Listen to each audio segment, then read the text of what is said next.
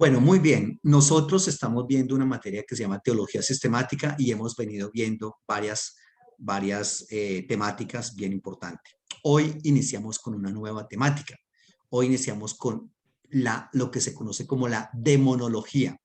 La clase anterior terminamos de ver lo que se conoce como la angelología y ahora vamos a ver demonología. Demonología es el estudio o el análisis de la doctrina de los demonios, ¿correcto? Luego de la demonología vamos a ver satanología, que es el estudio ya de Satanás como tal. Y entonces vamos a compartir una diapositiva y trabajamos entonces de esa manera. ¿Listo? Uh, preguntarte esto.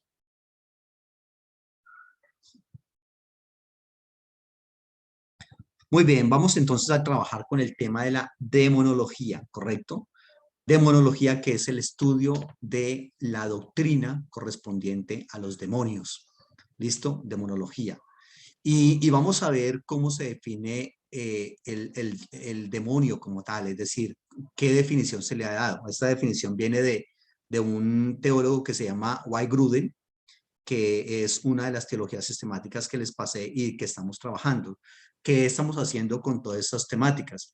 Básicamente ahí tengo como unas 10 teologías sistemáticas de base y las analizo, las reviso todas con base en la información del tema que estamos trabajando y saco de todos estos temas del hebreo, del griego, de la Biblia, en fin. Básicamente el docente es un intermediario entre el libro y la experiencia y el estudiante, ¿ya? Entonces eso es lo que usualmente uno hace. Y White Gruden dice que los demonios son ángeles caídos, que una vez fueron ángeles buenos, pero que pecaron y perdieron su privilegio de servir a Dios. Eso es como una definición muy general de lo que es un demonio. Entonces, la verdad es que del origen de los demonios en la Biblia no se tiene nada, no se tiene, digamos, mucho, la verdad, el origen como tal. Dios no los pudo crear porque, como bien dice la Biblia, todo lo que hizo es bueno, en el Génesis capítulo 1. Un demonio es malo, Satanás es malo, ya son fuentes de maldad. Entonces, no pudieron ser creados por, eh, por, por Dios. Entonces, la verdad es que en cuanto al origen de los demonios, reitero, no se sabe con precisión. Y eso lo vamos a ver aquí precisamente en la introducción de este tema. Hoy estamos viendo, reitero, la demonología, que es el estudio de los demonios como tal, de la doctrina de los demonios, y la vamos a ver entonces de esa perspectiva, reitero. White Gruden los define como ángeles caídos, que una vez fueron ángeles buenos, pero que pecaron y perdieron su privilegio de servir a Dios. Desde esta perspectiva, entonces, el origen de los demonios estaría en Génesis capítulo 6, cuando habla que los hijos de Dios con las hijas de los hombres, etcétera. Más adelante vamos a ver un poquitico más de ese aspecto. Entonces, se dice también que igual que los ángeles, los demonios también son seres creados y espirituales. Es decir, los demonios no son eternos, tienen un principio, aunque no tienen un fin como tal. Sí, no tienen un fin en el sentido de que no dejan de existir, aunque sí, reitero, tienen un principio. Y obviamente también son seres espirituales, ¿correcto? Estos demonios, según el texto bíblico y la doctrina que como se ha trabajado, tienen discernimiento moral y tienen una gran inteligencia, son muy inteligentes, aunque obviamente se plantea que estos demonios en un momento dado de la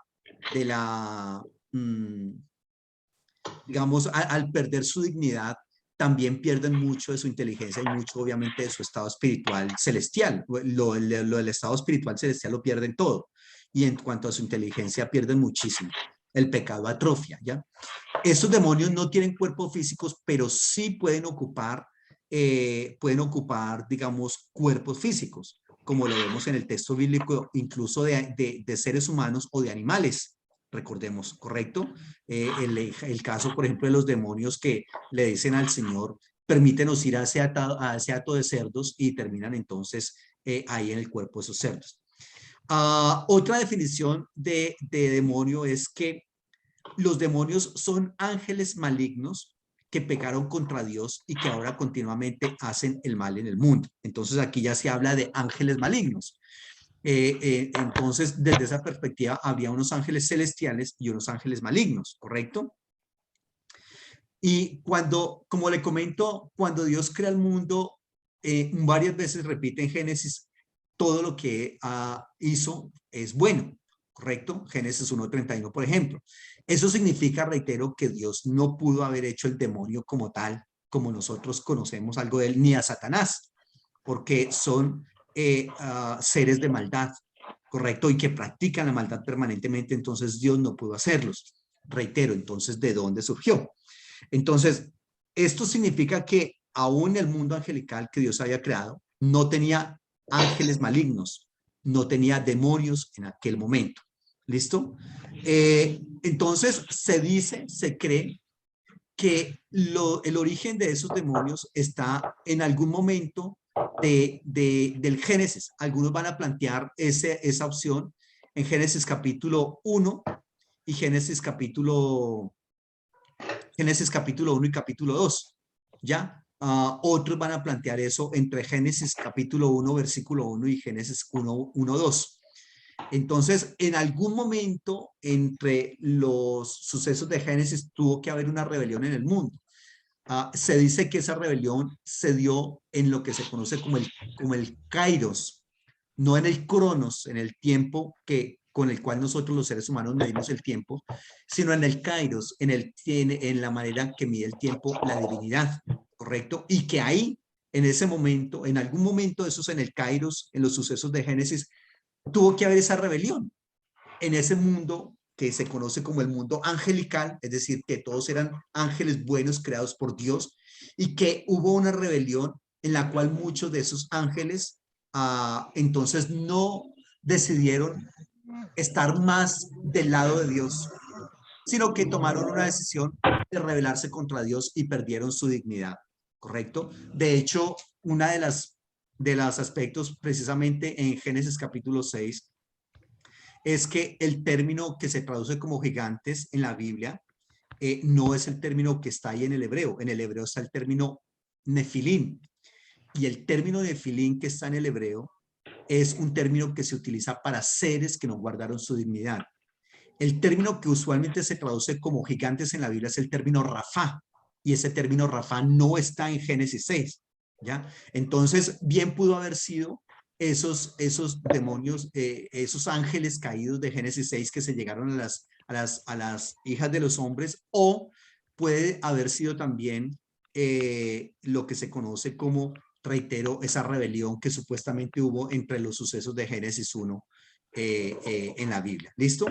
Entonces, sería como eso.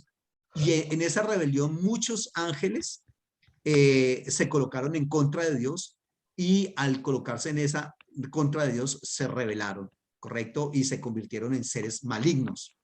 ¿Ya? Eso es, reitero, algo de lo que se propone para el origen de Satanás y de los ángeles en el mundo. El Nuevo Testamento habla de esta parte en dos lugares. Por ejemplo, en 2 de Pedro capítulo 2, versículo 4 dice, Dios no perdonó a los ángeles cuando pecaron, sino que los arrojó al abismo, metiéndolos en tenebrosas cavernas y reservándolos para el juicio. Aquí tenemos entonces una opción. 2 de Pedro 2:4 nos habla de eso, de que Dios no perdonó a esos ángeles, ¿correcto? Que esos ángeles pecaron, ¿ya? Y que entonces Dios los arrojó al abismo, metiéndolos en cavernas. Y el libro de Judas también menciona un aspecto importante y es Judas versículo 6. Recordemos que Judas solamente tiene un capítulo. Dice que Judas dice que los ángeles que no mantuvieron su posición de autoridad, sino que abandonaron su propia morada, los tiene perpetuamente encarcelados en oscuridad para el juicio del gran día.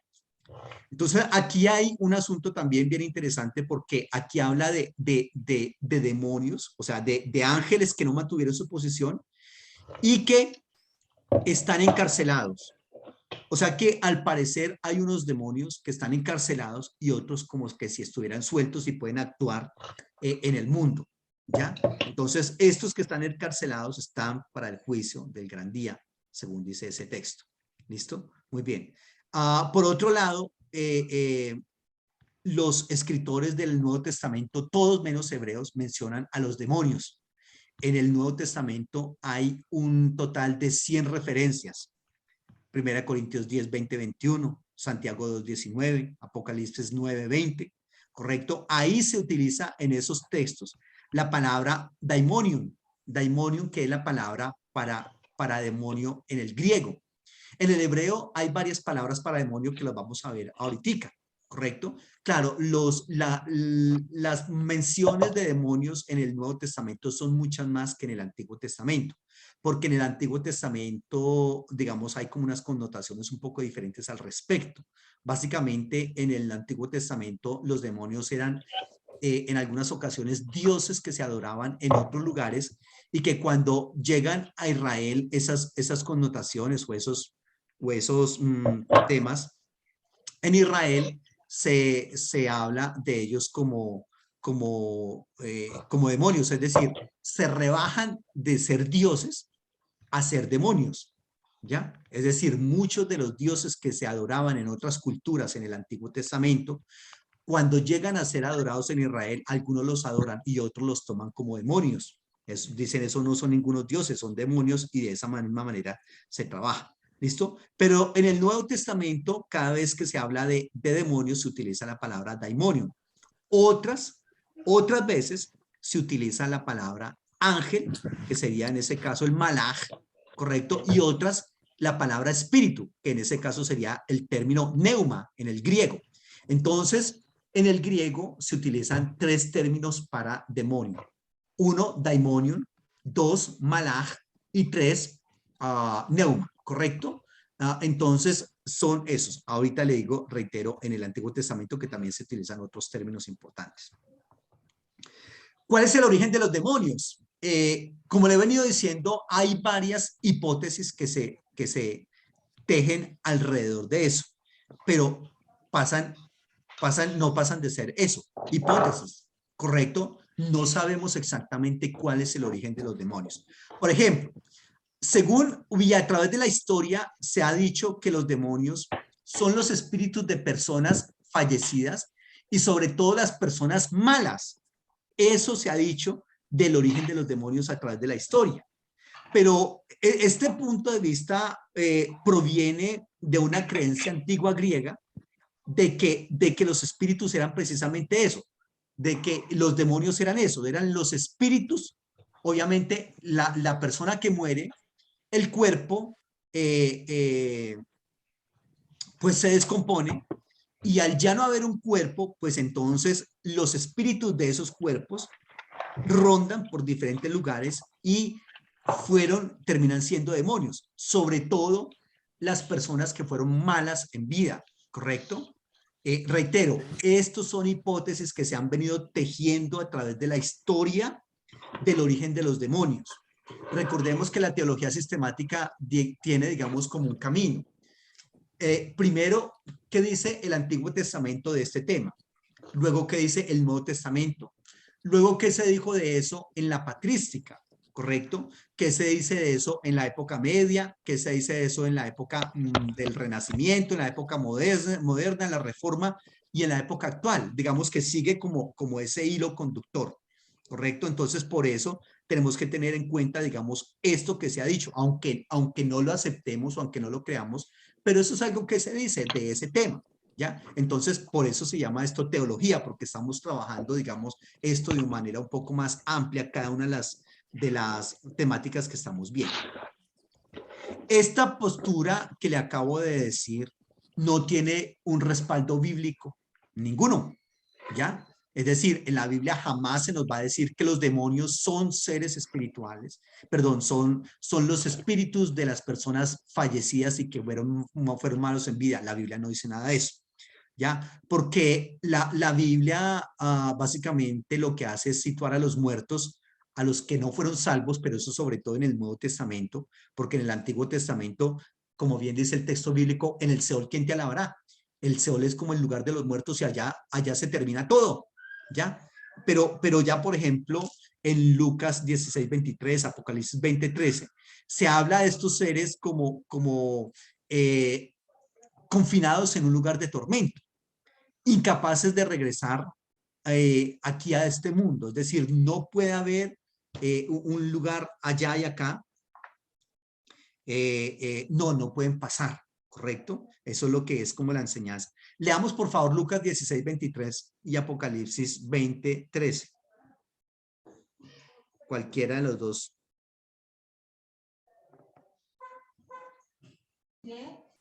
Lucas 16:23. Voy a leer. Sí, léelo, por favor. Y en el Hades alzó sus ojos estando en tormento y vio de lejos a Abraham y a Lázaro en su seno. ¿Sigo? Sí, por favor, sigue. Entonces él, dando voces, dijo: Padre Abraham, ten misericordia de mí y envía a Lázaro para que moje la punta de su dedo en agua y refresque mi lengua, porque estoy atormentado en estas llamas. Pero Abraham le dijo: Hijo, acuérdate que recibiste tus bienes en tu vida y Lázaro también. Y Lázaro también males. Pero ahora este es consolado aquí y tú atormentado. Además de todo esto, una gran cima está puesta entre nosotros y vosotros, de manera que los que quisiesen pasar de aquí a vosotros no pueden ni de allá para acá. Entonces le dijo: te ruego pues, padre, que le envías a la casa de mi padre, porque tengo 5 hermanos, para que les testifique, a fin de que no vengan ellos también a este lugar de tormento. Ahora le dijo a Moisés y a los profetas: óiganlos. Bueno, muy bien, gracias. Este texto, aunque la verdad tengo que ser honesto con ustedes, los biblistas van a decir en varias ocasiones que esos textos no se pueden tomar para hablar, digamos, de lo que puede estar pasando después de la muerte, porque esos textos están dados es para hablar, por ejemplo, de la justicia social, es decir, de cómo se debe vivir una vida acá en la tierra. Pero bueno, otros autores van a decir, sí, eso nos arroja una luz de lo que está pasando después de la muerte, ¿correcto? Allá, en ese lugar. Y dice que hay una cima es depende si es cima con S o cima con C, ¿no?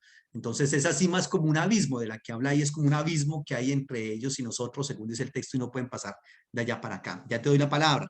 Apocalipsis 20:13 dice: y el mar entregó los muertos que había en él, y la muerte y el Hades entregaron los muertos que había en ellos, y fueron juzgados cada uno según sus obras.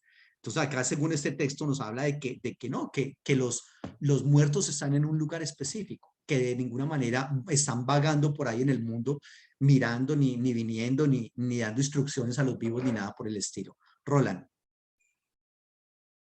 Pastor, pero entonces, según el escritor de Lucas 16 del texto que acabo de leer yo, ¿a qué hace referencia? O sea, ¿él por qué tomó ese texto? ¿De dónde sacó ese texto? Porque muchos toman ese texto para, como para corroborar o para decir que sí hay un infierno y que el infierno es así, ya sabe, que según el texto de Lázaro y pues lo que acabo de leer.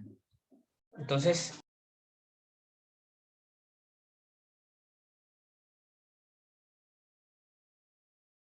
Qué pena, perdón, pastor, que sí, sí. ya.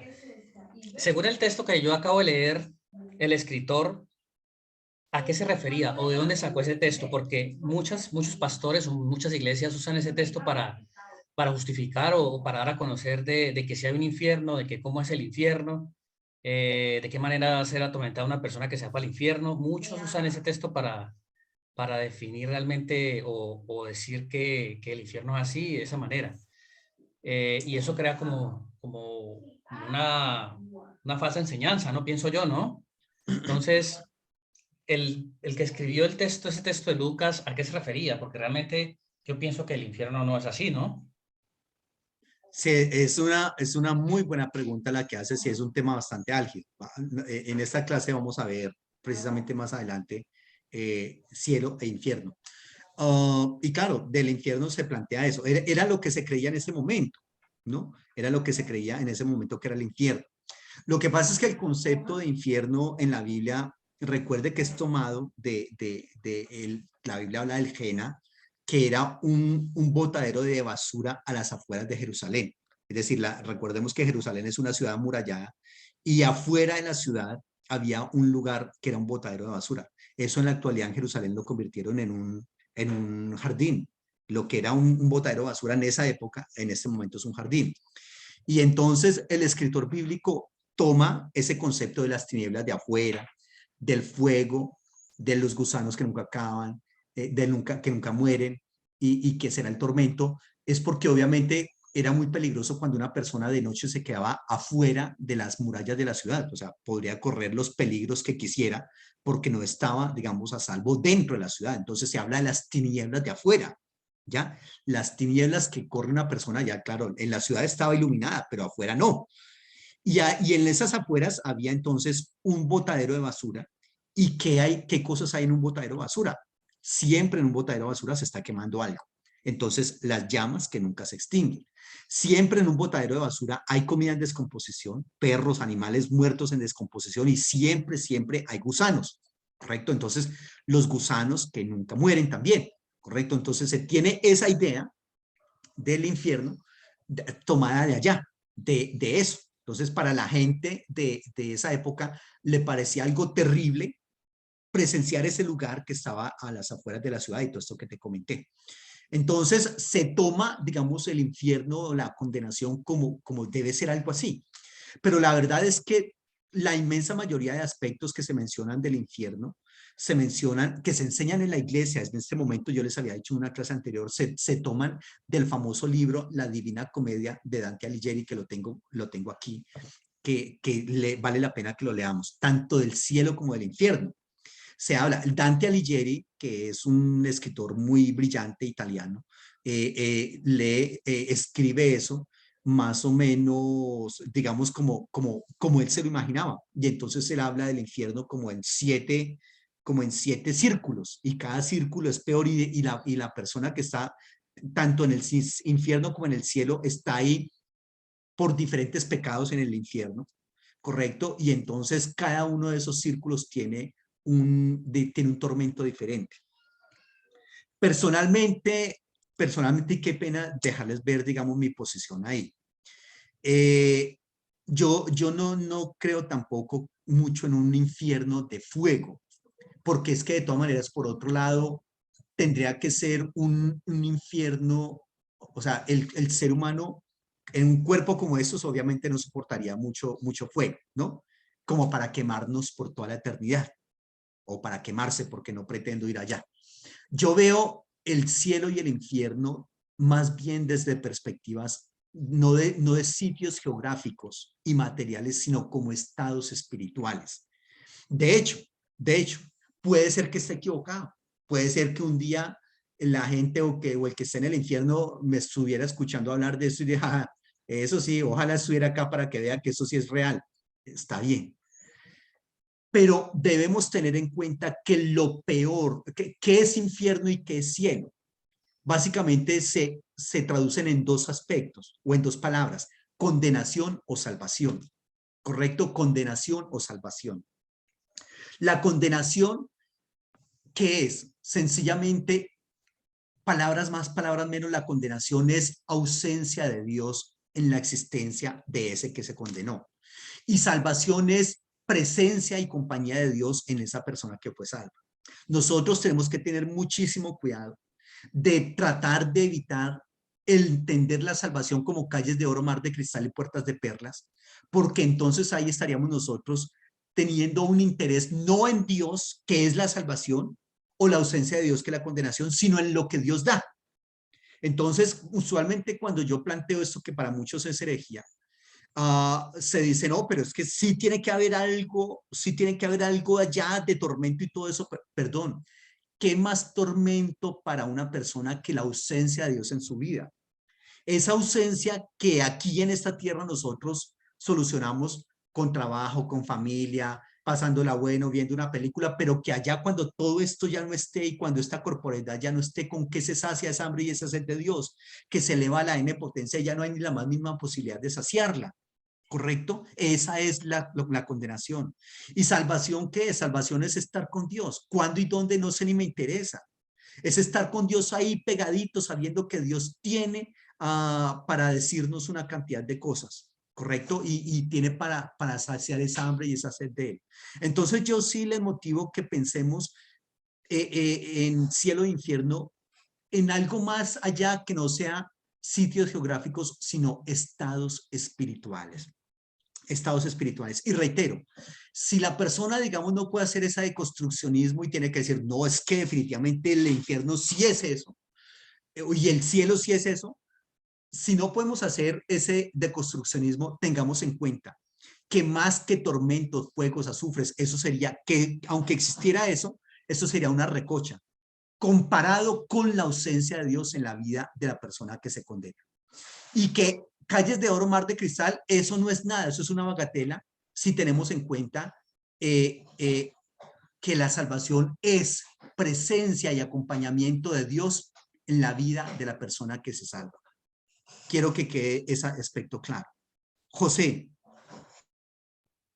Sí, pastor, bendiciones.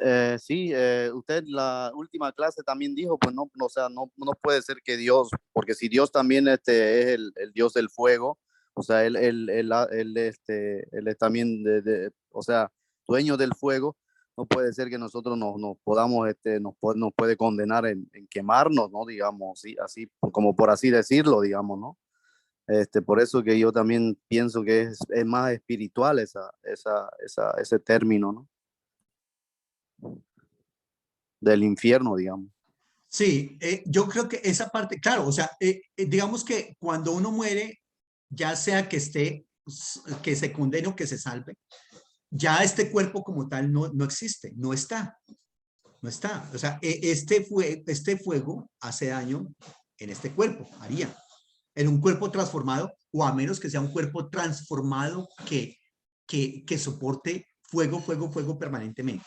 Pero lo que yo sí les digo, y eso sí tenemos que tenerlo en cuenta, es que, ojo, entendamos cielo y infierno como ausencia de Dios, infierno, cielo como presencia y acompañamiento de Dios.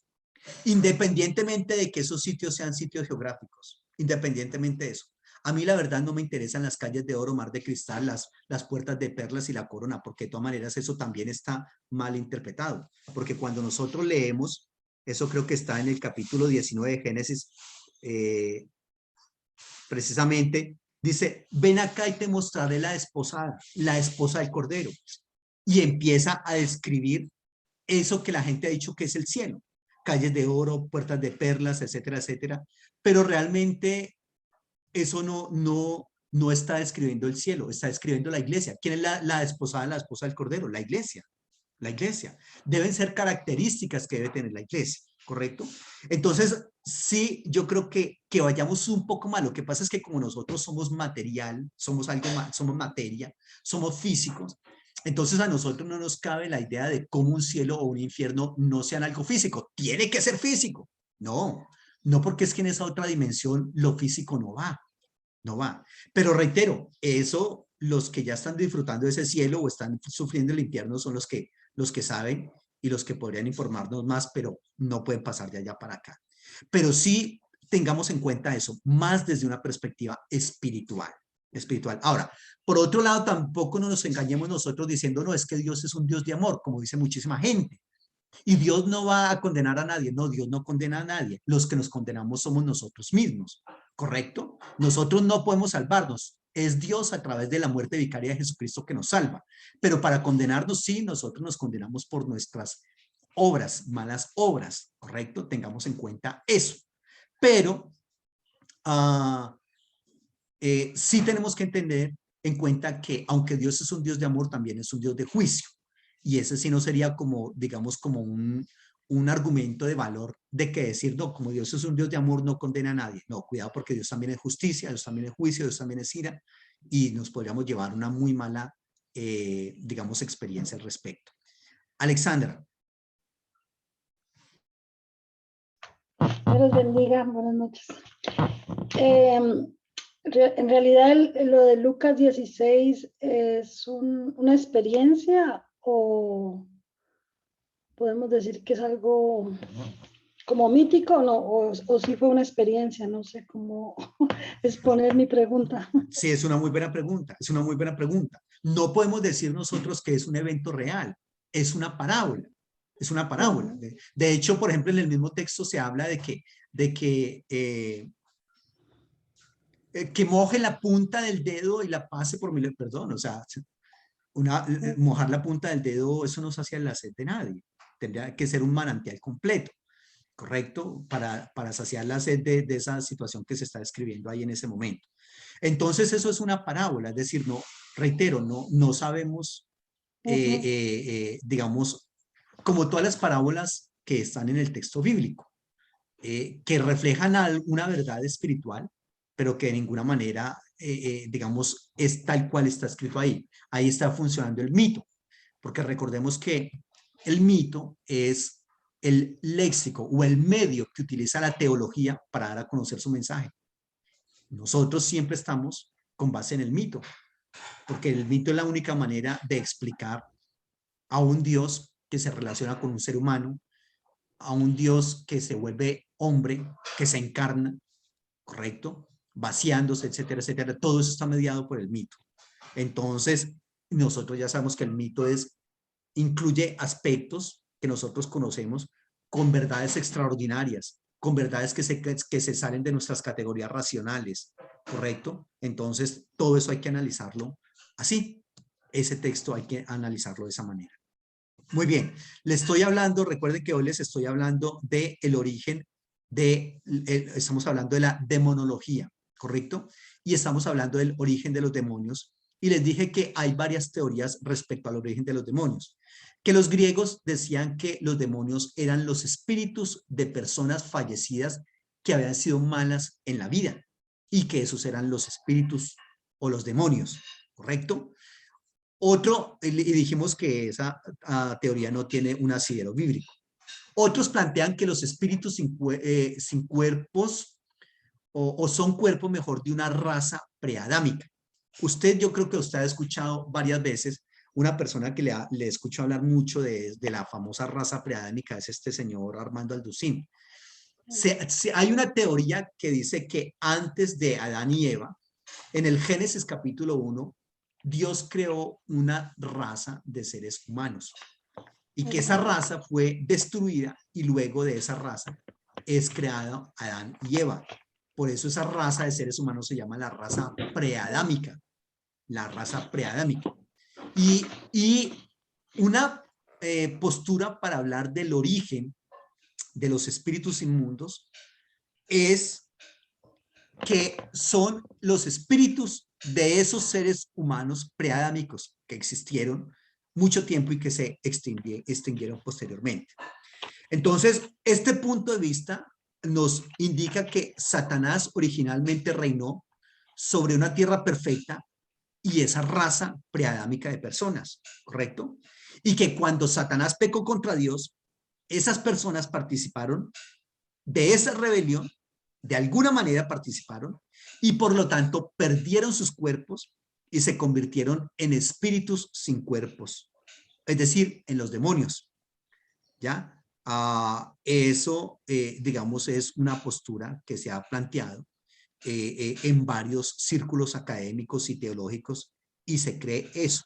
Entonces Satanás gobernó en esa raza.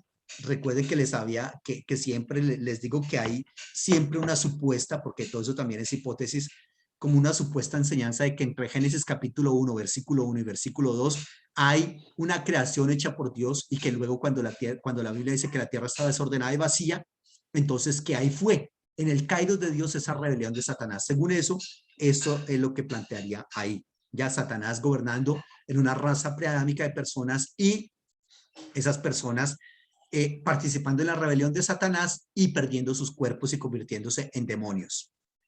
Esa es la segunda postura acerca del origen de los demonios. ¿Listo? Entonces, esa distinción, este concepto hace una distinción entre todos los ángeles, los buenos y los ángeles buenos y los malos y los demonios, ¿correcto? Y básicamente tiene algunos respaldos de que los demonios buscan estar en cuerpos. Entonces lo que se plantea es que, claro, los demonios sí serían esos espíritus de esos seres preadámicos, y como perdieron sus cuerpos, recuerdan que en alguna época de su existencia tuvieron un cuerpo y por lo tanto estarían siempre intentando buscar otro cuerpo para habitar, ¿ya? Porque son espíritus sin cuerpo, perdieron sus cuerpos, ¿listo? Pero también hay aspectos contrarios a este punto de vista, en el hecho de que la Biblia en ningún sitio, ni siquiera indirectamente, provee una clave de la existencia de una raza preadámica. No, la Biblia no habla de una raza preadámica, la verdad, no. Lo que sí habla es que, cuidado, recordemos que el término Adán en el hebreo no es un nombre propio. Génesis capítulo 1, Génesis capítulo 2 no es un nombre propio, sino que es un sustantivo común, plural, un sustantivo colectivo. Recordemos los famosos sustantivos colectivos que nos enseñaban en el colegio. Son sustantivos que están dados en el singular, pero que encierran una colectividad. Por ejemplo, cuando yo hablo de ejército, el sustantivo ejército está dado en singular. Yo puedo decir ejército o puedo decir ejércitos, pero aunque yo diga ejército, pues sencillamente es un sustantivo colectivo. Significa que hay una cantidad, cientos o miles de personas que conforman ese ejército, ¿correcto? Así es el término Adán en la Biblia. El término Adán significa género humano, raza humana, humanidad, ¿correcto? Y de esa raza humana, cuando Dios dice que creó al Adán, no está hablando de una parejita, hombre-mujer, uno y uno. No, está hablando de toda la raza humana. Y de esa raza humana le dice a Adán y Eva, den un paso al frente y yo me voy a entender con ustedes. Usualmente Dios trabaja de esa manera. Está entonces todos los hijos de Jacob, pero él escoge a José, ¿correcto? Está entonces todos los pueblos de la tierra, pero Dios escoge a Israel. Él siempre actúa de esa manera. Entonces esa raza preadámica de la que hablan algunos no sería tanto una raza preadámica, sino toda la multitud de seres humanos que Dios creó cuando hizo al ser humano, ¿correcto? Y que, reitero, de entre ellos tomó a Adán y Eva para decir, con ustedes me voy a entender. ¿Listo? Porque la Biblia no ofrece, reitero, una clave o un texto bíblico que hable de la raza preadámica. No. ¿Correcto? Y Mateo 19:4 dice que hubo un Adán. Declara el Señor Jesucristo que hubo un Adán que fue el primer hombre, desde la perspectiva que le estoy comentando, y luego él habla de el segundo Adán, que sería él, que viene a corregir lo que ese primer Adán hizo mal. ¿Correcto? Muy bien. Por otro lado, también esta postura de la raza preadámica para los espíritus inmundos fallece también en el sentido de que en ningún lugar de la Biblia se habla de que las personas que murieron tienen la facultad de regresar a la tierra. No, no tienen esa facultad. Muy bien, un tercer aspecto o una tercera hipótesis del origen de los demonios en la tierra es que los demonios son los descendientes de la unión de los hijos de Dios con las hijas de los hombres que dice en Génesis 6. ¿Se acuerdan que dice en Génesis 6? Entonces los hijos de Dios vieron que las hijas de los hombres eran hermosas y escogieron entre todas ellas y tuvieron sexo con ellas, etcétera. Y entonces de ahí vienen los valientes de la antigüedad. Entonces, esta tercera hipótesis dice que los demonios tienen un origen y sería que son los descendientes de la unión descrita en Génesis 6 de los ángeles y los hijos de Dios y las mujeres, las hijas de los hombres. ¿Listo? Pero entonces para validar esta hipótesis se requiere a lo menos de dos suposiciones. Una, que los hijos de Dios eran ángeles. Bueno, eso sí está ahí, no hay inconveniente. Y dos, que la prole que surgió de esa unión no fue humana. Y claro, realmente no es humana en el sentido de que no eran humanos normales. Usted y yo hemos conocido a través de la historia, por ejemplo, Ulises, ¿recuerdan ustedes? Ulises, Aquiles. De hecho, también se quiere plantear de esa misma manera a Sansón, que no eran seres humanos normales. Claro, ¿cómo iban a ser seres humanos normales si eran hijos de un Dios, o en este caso de un ser celestial con una humana, o hay otros que son diosas con humanos? Entonces, hay una hipótesis entre los griegos y en el pueblo de Israel también, que está en Génesis capítulo 6. Entonces, estas dos suposiciones son viables en lo que pasó en Génesis 6. Uno, que los hijos de Dios eran ángeles, que sí, la Biblia habla de los Beneja Elohim, y que ese término Beneja Elohim habla de los ángeles, y que la prole no fue humana. No, no fue humana. Porque es la unión de dos naturalezas en una, es decir, tenían rasgos humanos, pero tenían otros rasgos suprahumanos, ¿ya? Y que los hijos de Dios fueran ángeles es un punto de vista posible, como le estoy comentando, pero que la prole fueran demonios es muy probable. Entonces, aquí lo que se pretende es que eran seres humanos capaces de hacer proezas que los otros seres humanos no hacían, no podían hacer. Pero de ahí a decir que los descendientes de Génesis 6, de la unión de los seres espirituales con las mujeres, sean los demonios, es muy, muy improbable. Porque definitivamente que la prole era mestiza, sí. Parte humana y parte angélica, sí. Y les decía yo que el término nefilín que hay acá en el versículo 4 de Génesis 6 no significa gigantes, sino que significa seres que no guardaron su dignidad. ¿Listo? Entonces, pero de todas maneras también aquí hay algo bastante interesante.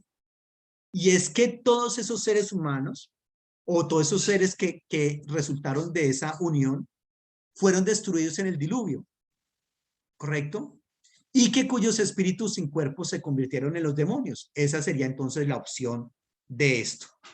Para decir, los demonios fueron los descendientes de esa unión que dice en Génesis 6. Reitero, estoy hablando de posturas que se han dado para hablar del origen de los demonios. Una cuarta postura es que los demonios son ángeles caídos. Este punto de vista dice que los demonios son ángeles que se rebelaron junto con Satanás, ¿correcto? Y que entonces al rebelarse dejan de ser ángeles buenos, terminan siendo ángeles malos o demonios o espíritus inmundos, que es la manera en que la Biblia habla de estos seres, ¿correcto? La evidencia de que los demonios son ángeles caídos estriba en que hay varias consideraciones que se tienen que tener en cuenta. Por ejemplo, a Satanás en Mateo 12:24 se le designa como el príncipe de los demonios. ¿Ya? Entonces, al parecer hay como una, digamos,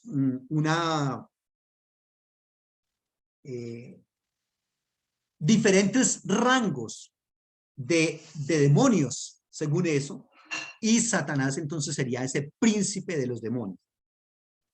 A Satanás también en la Biblia se habla como que es un ángel, y los demonios también tienen que ser ángeles, pero caídos, al igual que Satanás, según esta postura, ¿correcto?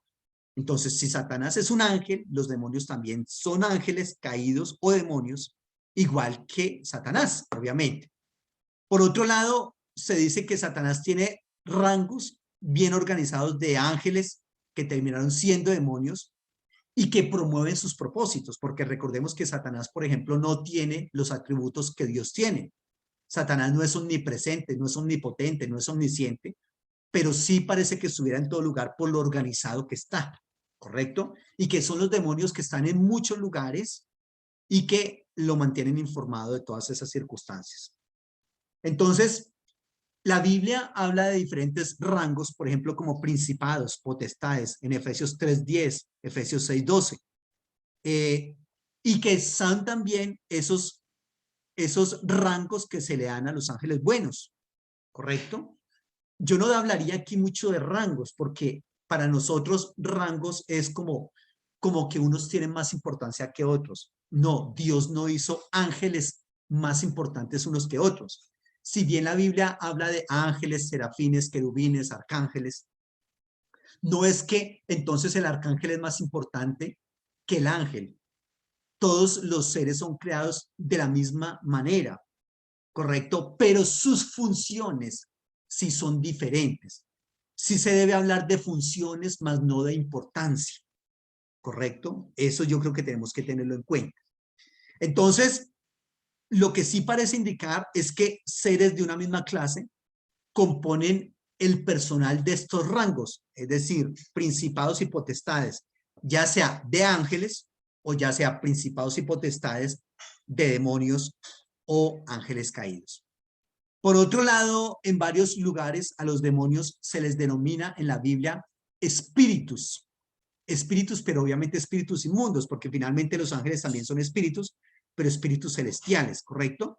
Y esos espíritus inmundos los asocia con el mundo espiritual de esos demonios, ¿correcto?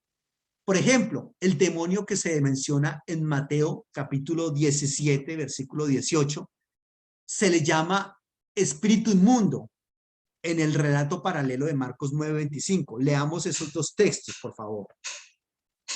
Mateo 17, 18.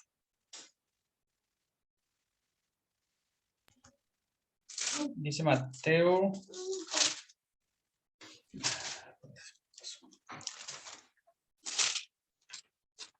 Mateo 17, 18. Tengo. Y reprendiendo Jesús al demonio, ¿me escuchan? Sí, sí, señor. Vale.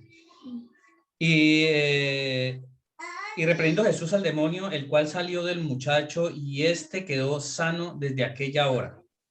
Ojo, entonces en Mateo 17, Reprendió. 18 se habla del demonio, ¿correcto? Pero en Marcos 9:25, que es el relato paralelo de ese texto, ya no se le dice demonio, sino que se le habla un espíritu inmundo.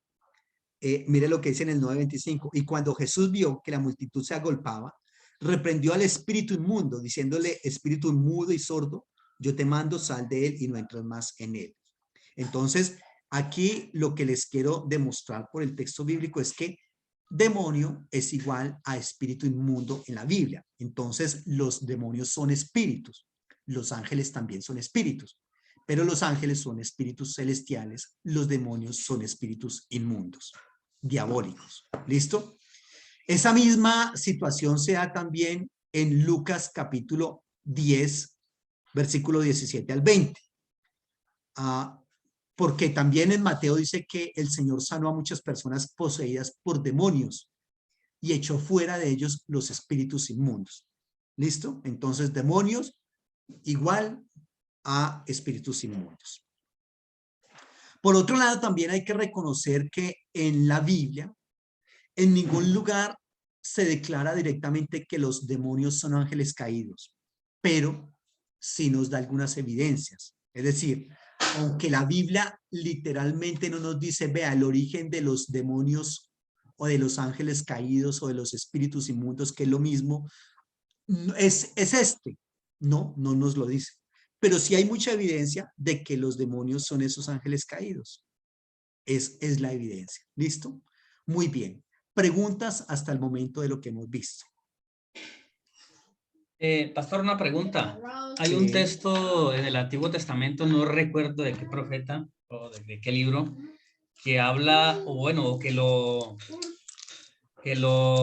toman para dar el origen del demonio. No Sí, recuerdo muy bien qué texto varios. es, pero... Ezequiel 28.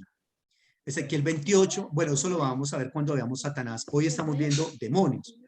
Ezequiel 28, pero Ezequiel 28:9 es muy claro cuando dice, tú no eres un Dios, tú eres un hombre. Y que ahí está hablando de el rey de Tiro, que se llamaba Itobal II, ¿correcto? Y que Itobal II fue un rey que fue muy bueno, muy diestro en la guerra, y con base en eso entonces lo contrataban muchísimo para pelear muchas batallas. Pero entonces, reitero, va a hablar de qué. Leamos el texto completamente. Hay un texto, el texto este de Ezequiel, pero hay otro texto más, no recuerdo cuál es. También el texto de Isaías, que Mira, habla del famoso Elal, y cómo caíste, oh lucero de la mañana.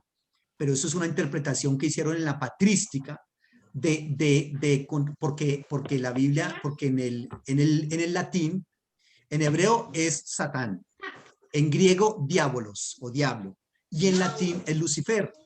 Lucifer significa luz, ¿correcto? Entonces, cuando en la patrística se equiparó Lucifer con el lucero de la mañana.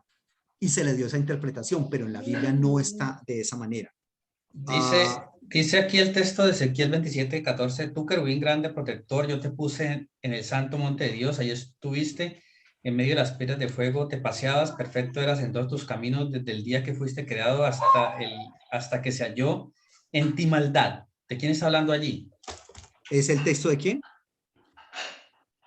¿Qué versículo es? Es Ezequiel 27:14. Muy fácil. Mira cómo dice el versículo 1 y versículo 2. Vino mi palabra de Jehová diciendo, tú, hijo de hombre, levanta endechas sobre Tiro. Dirás a Tiro que está sentada a las orillas del mar, la que trafica con los pueblos de muchas costas, etcétera, etcétera. Y le estaba comentando que el rey de Tiro se llama Itobaal II. Ese texto, 27 y 28, está hablando de Itobaal II. Y en el 28, 9, versículo, mire lo que dice el 8 y 9. Al sepulcro te harán descender y morirás con la muerte de los que mueren en medio de los mares. Hablarás delante del que te mate diciendo, yo soy Dios. Ojo, tú eres un hombre y no un Dios en la mano de tu matador. De muerte de incircuncisos morirás por mano de extranjeros, porque yo he hablado, dice el Señor. Y mire lo que dice en el versículo 12, todavía más. Hijo de hombre, levanta endechas sobre el rey de Tiro y dile, así ha dicho el Señor, tú eras el sello de la perfección, lleno de sabiduría y acabado de hermosura. En Edén, en el huerto de Dios estuviste, de toda piedra preciosa era tu vestidura, de cornerina, de topacio, jaspe. Tú, querubín grande protector. Entonces, ahí está hablando del rey Itobaal II. Ahora, puede ser que lo que nosotros conocemos como el sensus plenior, recuerden que sensus plenior es un sentido pleno, es una expresión latina que significa sentido pleno y que está hablando de Itobaal II, pero que también está hablando espiritualmente de ese ser que se llama Satanás. Eso ya es otra cosa, pero eso ya es una interpretación alegórica y espiritual del texto bíblico. Pero la interpretación tanto histórica como literal del texto está hablando de Itobaal II. ¿Ya? Entonces hay que lidiar con esos aspectos. Muy bien, les dije que en el Nuevo Testamento a los ángeles, a los demonios se les habla o se les denomina con el término daimonion o con el término neuma, espíritu, ¿correcto? Y en el Antiguo Testamento también hay varios términos para hablar de los demonios. Por ejemplo, uno de los términos más importantes para mencionar a los demonios en el Antiguo Testamento en el hebreo es los sheirim, Pero resulta que en el Antiguo Testamento los demonios no tienen ningún tipo de vinculación con Dios, ni con las potencias angelicales. No tienen ningún tipo de relación. Muy posiblemente se trataba de seres, ojo, con forma de chivo, como el famoso Azazel, recordarán ustedes, ¿correcto? Son seres de los campos. Usualmente los demonios, según esas culturas y según también el Antiguo Testamento, viven por allá en los desiertos o en los campos. De allá salen a molestar a los seres humanos. Estos, por ejemplo, los Sheirim, son seres de los campos y que recuerdan a los famosos seres griegos que se le llaman los sátiros. Yo no sé si usted ha escuchado o alguna vez se dice, esta persona es muy satírica o lanza muchas sátiras. Cuando se le dice a una persona así, se le está tratando de demonio. Entre los griegos, a los demonios se les habla y se les denomina los sátiros. Y claro, estos demonios, por lo general, estaban asociados siempre con los cultos de fertilidad. Los cultos de fertilidad en todas las culturas y religiones son muy poderosos. En muchas culturas, por ejemplo, la pareja dueña de una finca y que iban a hacer un cultivo o un sembradío, tenían sexo en el terreno donde iban a sembrar. Tenían sexo y cuando el hombre iba a eyacular, eyaculaba en la tierra, porque la esperma entonces es considerada dadora de vida. Entonces, vacío la esperma en el campo que voy a sembrar como símbolo de fertilidad, ¿correcto? Y las siembras las hacían por lo general las mujeres, porque eran las que guardaban la vida dentro de ellas, y ojalá que fuera una mujer embarazada. Entonces, eso era parte de los cultos de fertilidad de la tierra. Y otra parte muy importante era que los demonios, los que nosotros consideramos ahora demonios, se consideraban dioses genios de la fertilidad. Se les brindaba sacrificios a esos demonios para considerar la tierra, la siembra que se iba a hacer como una siembra con toda su libertad y con toda su prosperidad. Es decir, que diera la mejor cosecha que podía dar.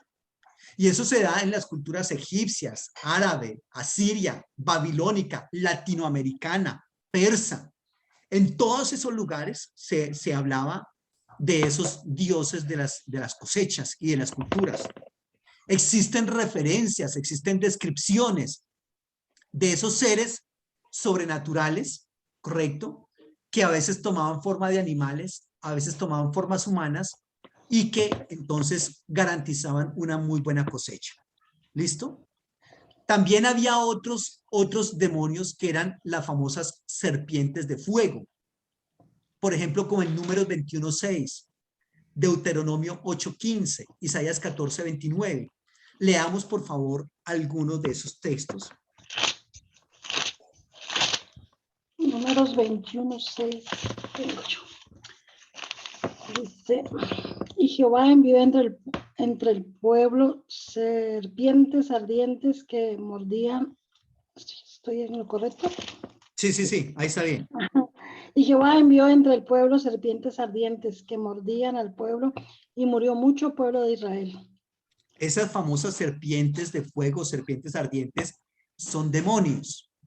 Son demonios, no es en sí como tal solamente el animal, que obviamente las hay, correcto, pero tiene una referencia más allá a los demonios. Por ejemplo, en el Deuteronomio 8:15, que te hizo caminar por un desierto grande y espantoso lleno de serpientes ardientes y de escorpiones y de sed, donde no había agua, y él te sacó agua de la roca del Perdán. No siempre cuando la Biblia habla de las serpientes ardientes es el animalito que se arrastra y que muerde, no. Muchas veces, como en estos textos que estamos hablando, se refiere a los demonios, sino que la traducción quedó así. Serpientes ardientes, ¿por qué? Porque el Antiguo Testamento no es tan importante en la exposición de estos seres. Tanto los demonios como Satanás en el Antiguo Testamento tienen un rol tardío y pequeño en el Antiguo Testamento. Otras veces la Biblia habla de los demonios como los machos cabríos o como los demonios peludos. Mire lo que dice en Levítico 17:7 e Isaías 13:21.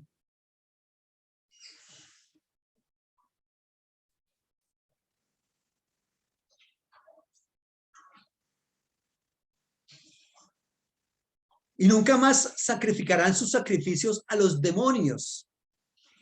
Ahí está el término sheirim, tras los cuales han fornicado.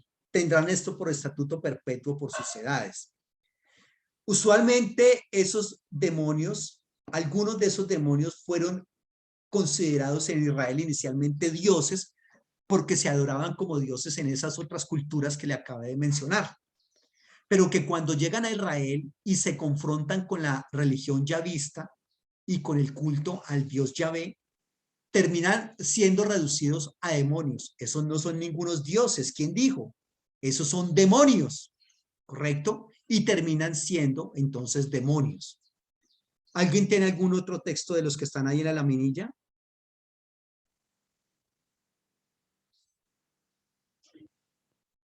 Isaías 13:21 puede ser.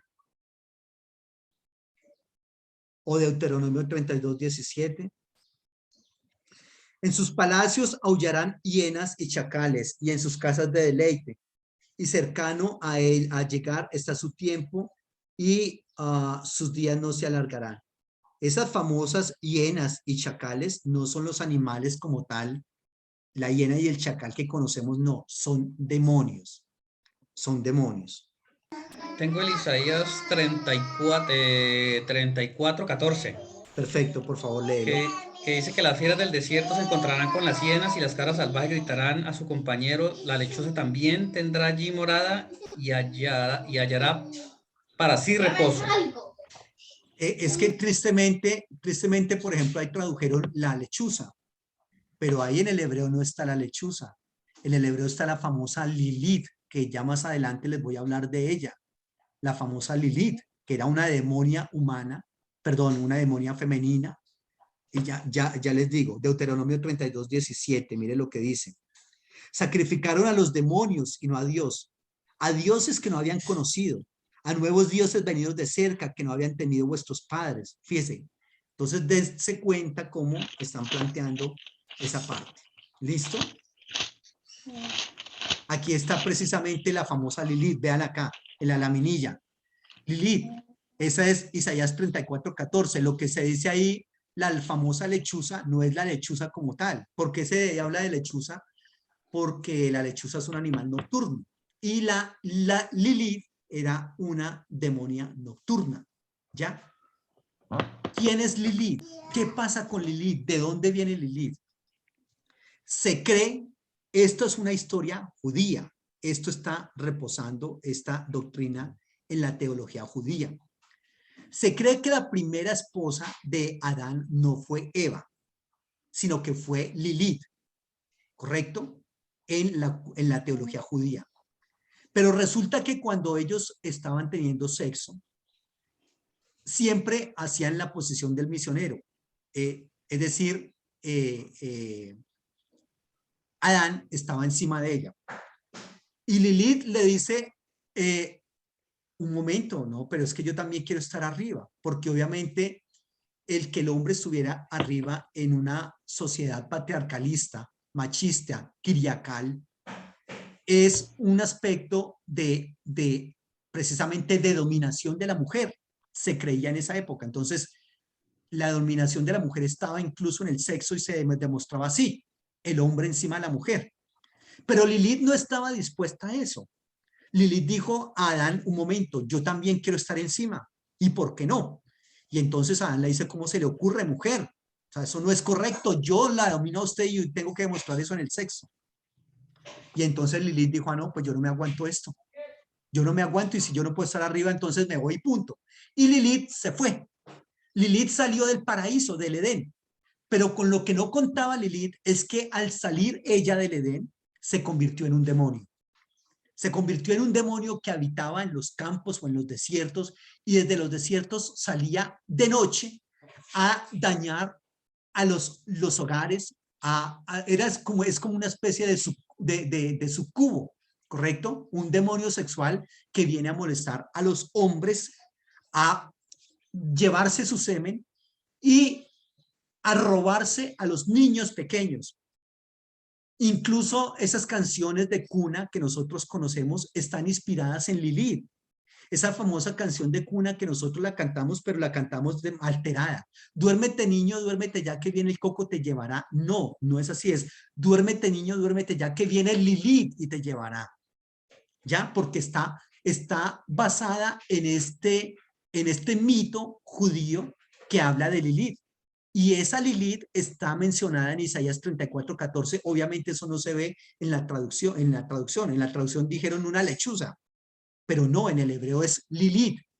¿Por qué hacen los traductores eso? Sencillamente para, digamos, no meterse en problemas, la verdad, porque entonces la gente empieza a decir, bueno, ¿y quién es Lilith? Y empieza a jugar este concepto de Lilith que está en la teología judía.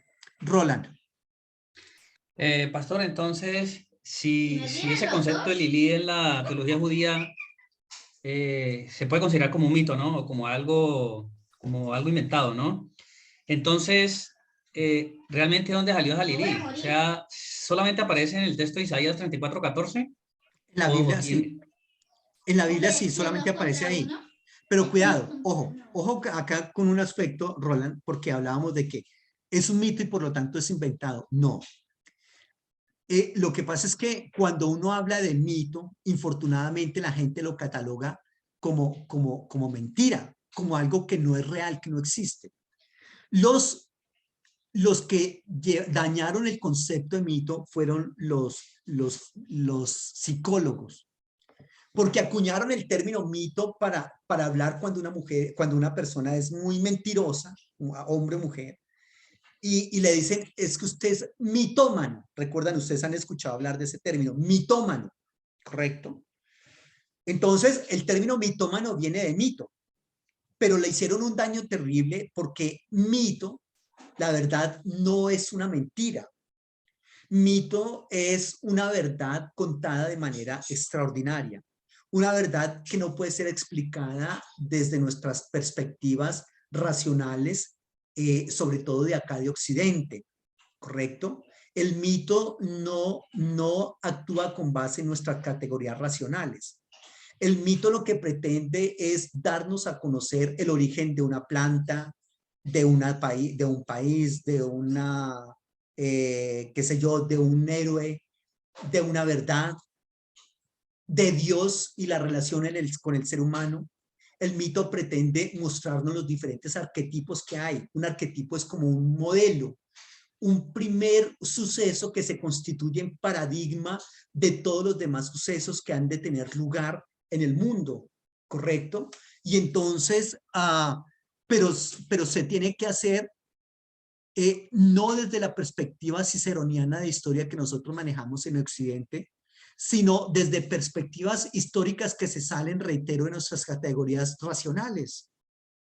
Porque para nosotros algo que sea histórico tiene que tener unas fechas, unos personajes, unos eventos, otros eventos que corroboren esas fechas, unos descubrimientos arqueológicos que lo corroboren. Si eso es así, para que nosotros creamos en nuestro concepto ciceroniano de historia aquí en Occidente, nada de lo que dice la Biblia es histórico desde esa perspectiva. Nada. Porque no se puede corroborar históricamente, arqueológicamente, con fechas, con personajes, con otros eventos que lo corroboren y que lo sancionen como cierto. No. Entonces, desde esa perspectiva, no podríamos decir podríamos decir que nada de lo que está en la Biblia es histórico desde la perspectiva ciceroniana de historia. ¿Ya? Entonces, a eso se le da la categoría de mito. Mito, el diluvio, la creación del universo, la creación del ser humano, la caída, la serpiente, Génesis capítulo 6 que hemos venido trabajando hoy. Todos esos son aspectos, como les comenté, que son míticos, ¿ya? ¿Qué tanto de mito hay en la historia, por ejemplo, de David? ¿Realmente David mató a Goliat? ¿Qué tanto de mito hay en Sansón?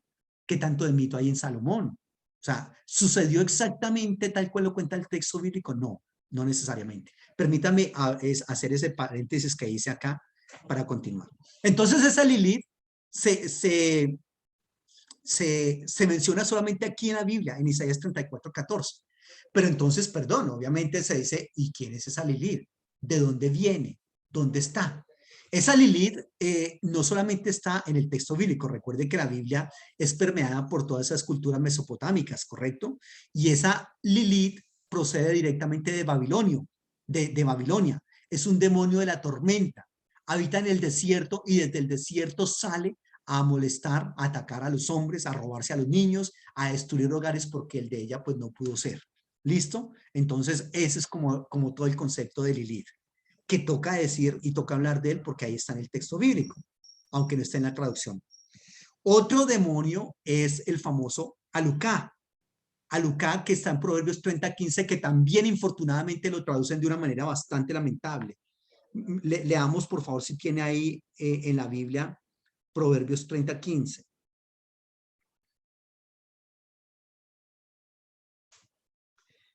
Mire, no tiene absolutamente nada que ver, o bueno, más o menos tiene algo que ver, pero no mucho. Mire cómo traducen a Lucá en esta traducción. La sanguijuela tiene dos hijas que dicen, dame, dame. Ay, esa sanguijuela, supuesta sanguijuela, era un demonio. En el Antiguo Testamento era un demonio que se conocía con el nombre de Jalucá, de Alucá. Y ese demonio, ¿por qué lo traducen acá o por qué lo equiparan con una sanguijuela? Porque ese demonio era una especie de vampiro que incluso tenía como un par o un parecido a otros demonios entre los romanos que se llamaba la mía, o entre los árabes otro demonio que se llamaba Gulé. Es decir, entre los romanos se llamaba la mía, entre los árabes Gulé y entre los hebreos se llamaba Alucá. Era un demonio que era una especie de vampiro y que no se saciaba de beber sangre. ¿Y qué es lo que dice acá? La sanguijuela tiene dos hijas que dicen, dame, dame, ¿correcto? Entonces se cree que esa era esa especie de demonio. Proverbios 30:15. Y otros demonios que menciona el Antiguo Testamento son los famosos Mearbín. Los Mearbín, obviamente esto que ustedes se dan cuenta que están las palabras en hebreo y en la laminilla, y le estoy hablando desde el hebreo, porque eso en las traducciones no está por ninguna parte. Segundo de Crónicas, capítulo 20, versículo 22, habla de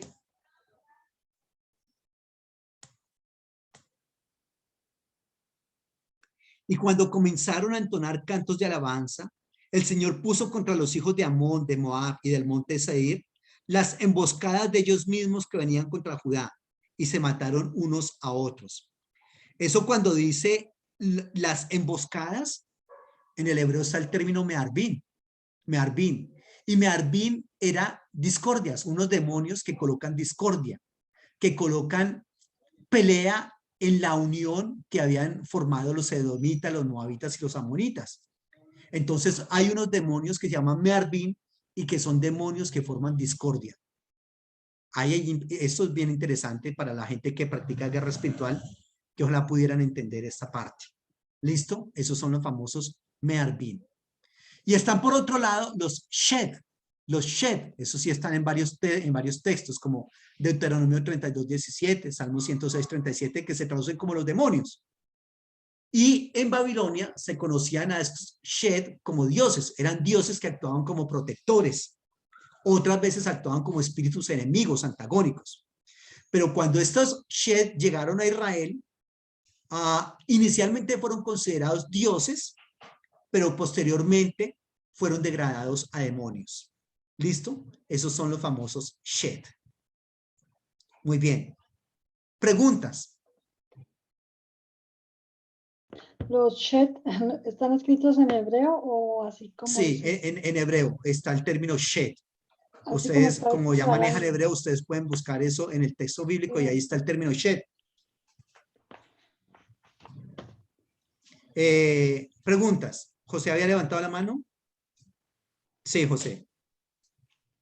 Sí, esas imágenes de esos demonios, ¿cómo se puede catalogarlo? O sea, ¿hay personas que ya los han visto o se ve esos demonios o se pueden ver esos demonios o solamente en la vida espiritual nomás?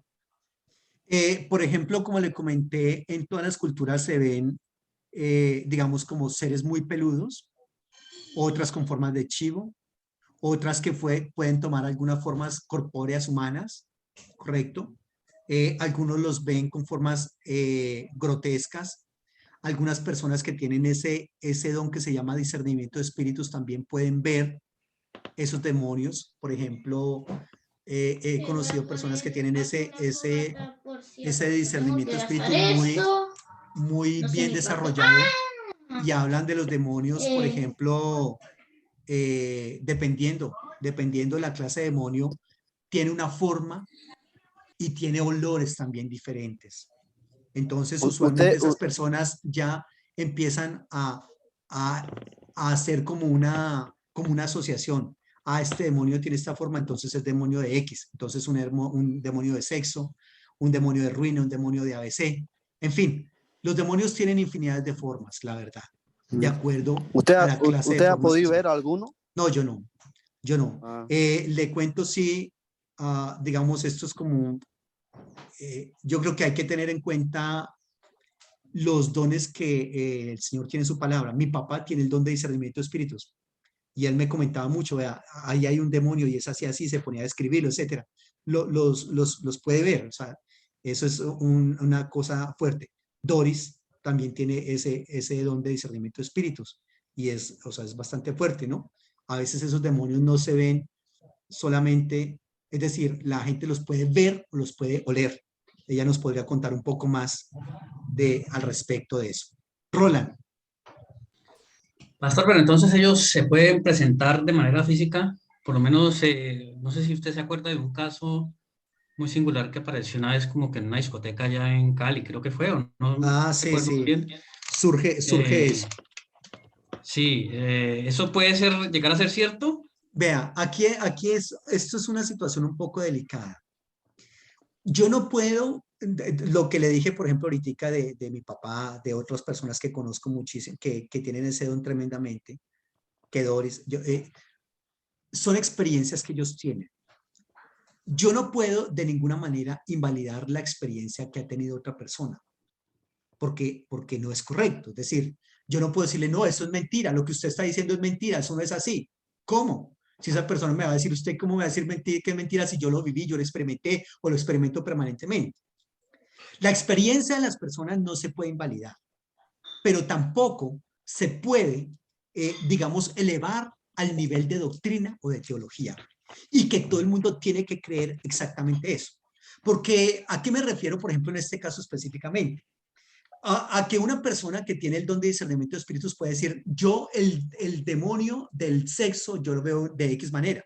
Por ejemplo, yo conozco una persona que tiene tremendamente ese don y él dice que el demonio del sexo, discúlpeme lo que les voy a decir porque es algo asqueroso, pero él decía que él veía el demonio de sexo como casi como una montaña de esputos, de gargajos, y era todo muy suave así por la consistencia que tienen esos esputos, y él decía, para mí ese es el demonio del sexo. Pero otra persona de pronto puede ver ese mismo demonio de manera diferente. Ambos te han tenido experiencias diferentes. No podemos nosotros sacar un tratado, o sería muy delicado, poderse sí se puede sacar, pero sería muy delicado sacar un tratado donde se describa el demonio del sexo de esa manera. O el demonio de la ruina, mi papá decía que él veía el demonio de la ruina como un anciano muy decrépito y lleno de ropas andrajosas. Ese era el demonio de la ruina, el que veía mi papá. Pero otra persona que tenga discernimiento de espíritus puede verlo de otra manera, ¿ya? Entonces, no pueden ponerse esas dos personas a enfrescarse en una discusión para decir, no, es que el demonio de la ruina y del sexo es así, punto, y el otro dice, no, señor, porque es que yo lo he visto de otra manera, ¿ya? Reitero, la experiencia no se puede negar, ni se puede invalidar, pero por otra parte, la experiencia no se puede elevar al nivel de doctrina o de teología, de tal manera que todos tienen que creer lo que yo he visto porque es así. Eso sería un riesgo muy grande y un peligro muy grande al plantear, digamos, la experiencia que ha tenido cada persona como algo que debe ser una experiencia generalizada. Pasa lo que pasa, por ejemplo, abro un paréntesis acá, con las personas grupos pentecostales que hablan en lenguas, dicen, toda la persona tiene que hablar en lenguas. Y si toda persona quiere decir que ha sido bautizada con el Espíritu Santo, es porque habló en lenguas y punto. Y un requisito sine qua non para decir que es bautizado con el Espíritu Santo es hablar en lenguas. No, señor. ¿Quién dijo eso? Eso es incorrecto. ¿Quién habla en lenguas? El que tiene el don de hablar en lenguas. El que no las tiene, no tiene el don, no habla lenguas y punto. Y entonces, perdón, y si yo no he hablado en lenguas, no, papi, qué pena, usted nunca no ha sido bautizado por el Espíritu Santo. No, eso es falso. Podemos llegar a esos niveles de equivocación y es grave. ¿Listo?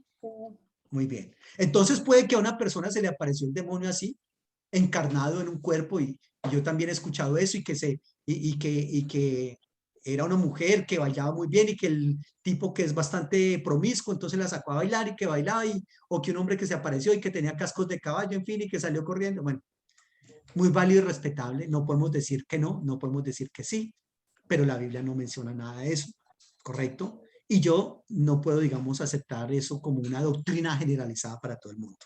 ¿Listo? Muy bien. Permítame terminar con esto. Azazel. Azazel es el famoso demonio que está descrito en Levítico capítulo 16, versículo 8 y versículo 26. Y en la fiesta de la expiación, que es una fiesta anual, se tenía que enviar un chivo a Azazel, dice.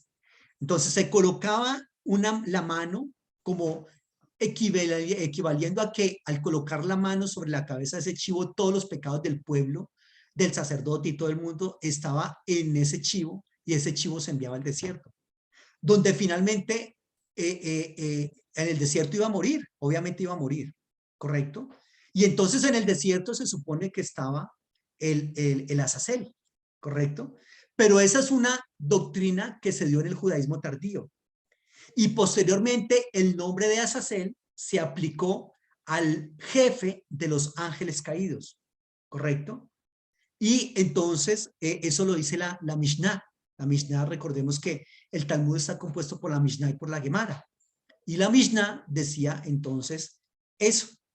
Ese Azazel era el jefe de los ángeles caídos. Ese proceso de sistematización de estas ideas, que son un poco divergentes a lo que dice el Antiguo Testamento, convirtió a un demonio que era casi olvidado, era el Azazel, lo convirtió en un principio expresamente opuesto a Dios. Azazel es la oposición a Dios, y entonces se consideró el príncipe de los pastores, el príncipe de los demonios, de los ángeles caídos. Eso es todo lo que se dice de Azazel.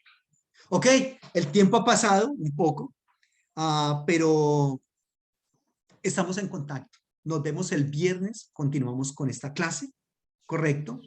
La clase queda grabada, ahorita la subo a uno de mis canales y posteriormente les enviaré el link. Y nos vemos el viernes en esta clase. Y nos vemos el miércoles con los que están trabajando Introducción al Nuevo Testamento. ¿Listo? Gracias, Entonces, pastor. Gracias, Señor les pastor. bendiga, que estén muy bien, Bendiciones, muchos hasta luego. éxitos. Un abrazo. Gracias. Hasta luego. Se le envía a nombre tuyo, mío. Mío.